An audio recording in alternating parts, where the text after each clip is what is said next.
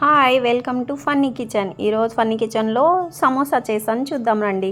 ఆ బౌల్లో ఆలు ఉడకబెట్టుకొని కొద్దిగా చికెన్ మసాలా, గరం మసాలా, మిరప్పొడి, ధనియాల పొడి, పసుపు, సాల్ట్ కొద్దిగా వేసుకోండి. నేను ఆనియన్ తినను కాబట్టి ఆనియన్ వేయలేదండి.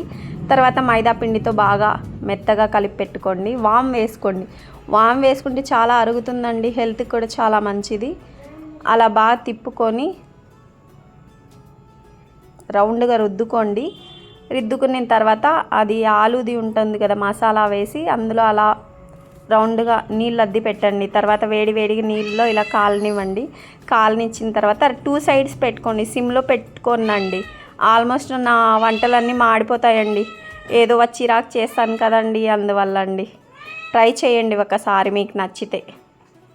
బాగా అటువైపు ఇటువైపు 2 పక్కలు కాలిన తర్వాత పక్కన ప్లేట్లో ఒక టిష్యూ పేపర్ పెట్టి బాగా అది ఆయిల్ ఇమరనివ్వండి. ఇమిరిన తర్వాత చూడండి ఇలా వస్తుంది, తినేయండి.